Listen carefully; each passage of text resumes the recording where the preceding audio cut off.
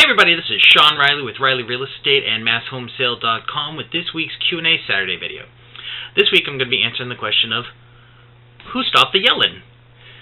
Yellen, as in Janet Yellen, Y-E-L-L-E-N, the chairperson of the Federal Reserve.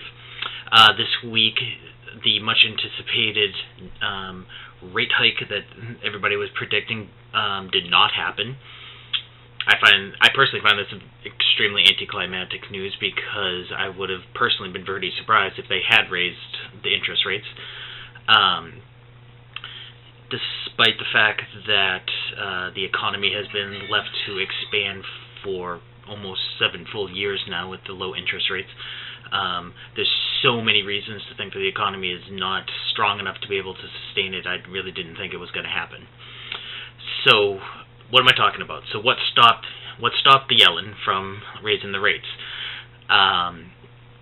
There's a lot of things. So one thing that people point to as being good is that unemployment is actually down, but it's still not quite as low as they would hope. And one reason that it's so low is that the way they measure unemployment is they basically just count people who are looking for jobs and can't find them.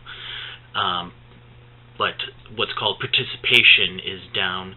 So, around some of the more recent times where they went from a low interest rate to raising interest rates, participation was around 66%. Currently it's at 63%. So one of the reasons that unemployment is so low is because people just gave up and aren't even looking for jobs anymore. So those people aren't counted as unemployed. Only the government. In addition to that, the GDP is growing much slower than it has in the past. Internationally, the world economy is just growing slower than it has at other times. And because the U.S. is actually much more dependent on exports than it was in the past, that's a big factor. And because we are much more dependent on exporting stuff, now it's not a ridiculous amount. It's like a little under 13% of our economy is based on exports, but in the past it was under 10. So it has increased a bit.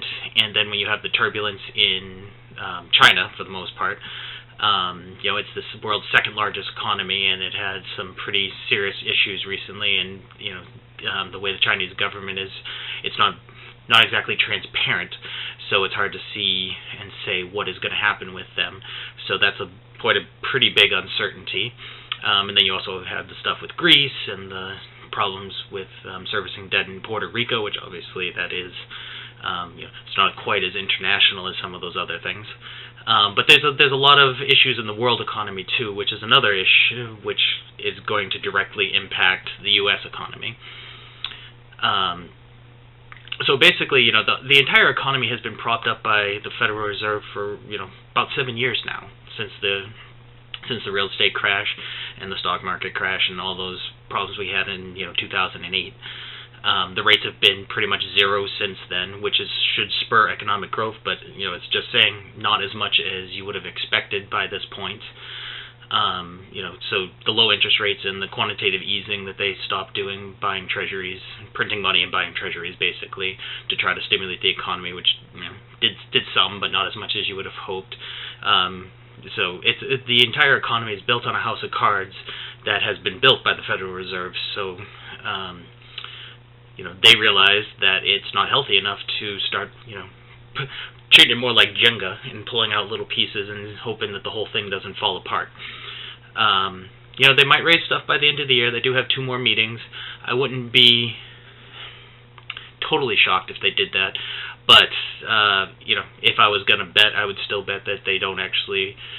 they're not going to do it more than once. I would be really shocked if they do it more than once. Earlier in the year, they were saying that they thought they would raise it at least 2 times this year. There's only 2 more opportunities to raise it. I don't think they're going to do it both. There's a chance they might do it once, but I still wouldn't be convinced that that's going to happen. So,